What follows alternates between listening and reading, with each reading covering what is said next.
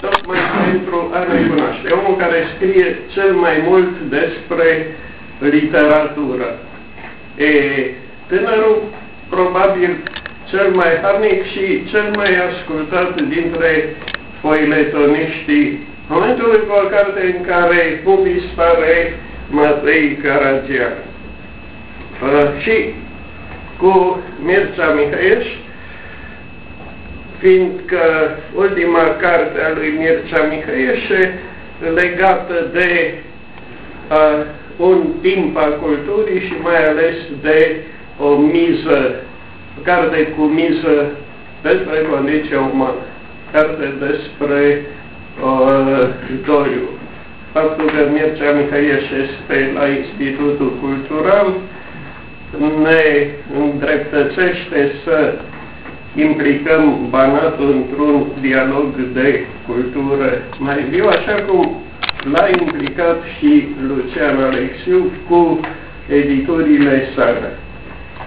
Aș spune că membrii Uniunii Scriitorilor au devenit în ultima vreme membri și datorită ritmului în care Lucian Alexiu a pus pe piață cărți și cărți foarte bune a unor autori de aici.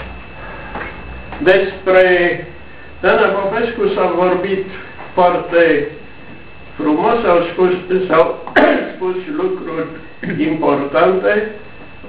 Întotdeauna când vorbesc despre Dana Popescu, trăiesc o anumită vinovăție. De fiecare Sfântul Nicolae uit să-i dau telefonul. Dana, te rog să mă scuzi. Al doilea moment de vinovăție a fost această presiune către istoria critică literară, zona comparatistă. Ea era la un moment dat un excepțional, aș spune, prozator și istoria literară pe care o face, se așează în niște oglinzi. Era un foarte bun comentator de film, iarăși exista acolo o zonă a oglinzilor și acel ghepardul, mi se pare, a fi ieșit întâi dintr-o contemplare a imaginii. Iar lucru cel mai surprinzător pe care nu știu câți dintre dumneavoastră îl bănuiesc, e că e un comentator de istorie fotbalistică cum nu mai avem în Banat. Așadar, ceea ce ar da o carte de succes ar fi consacrată unui fotbalist, unei echipe și unei istorii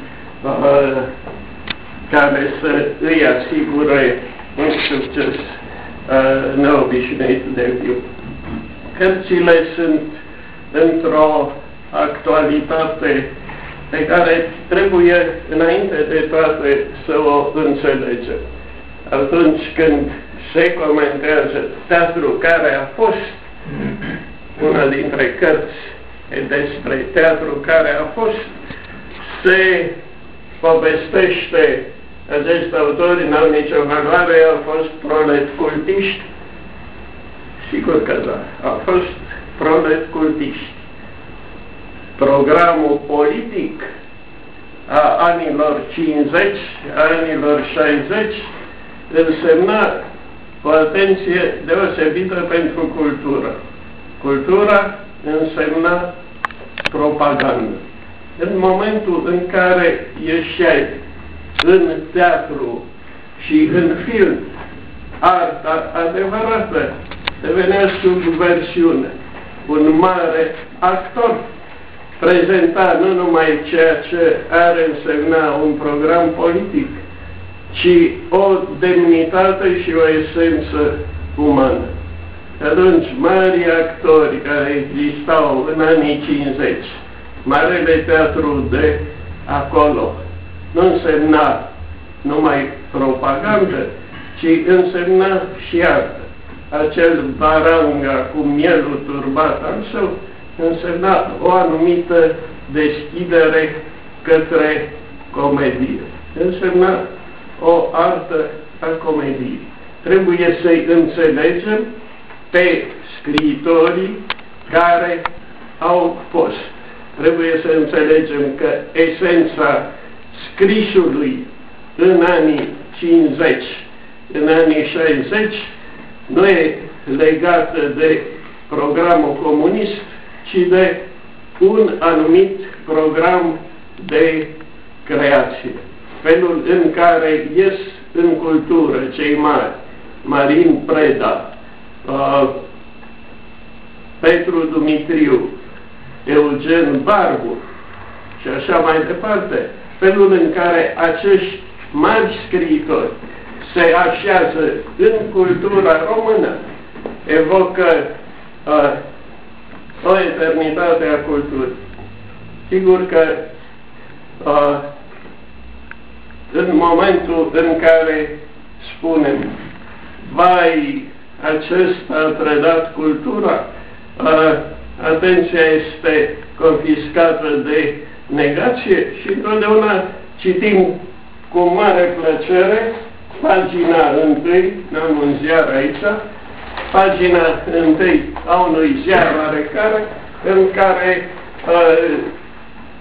focalizarea asupra răului atrage atenția. Iată, cutare este un criminal. A apărut o carte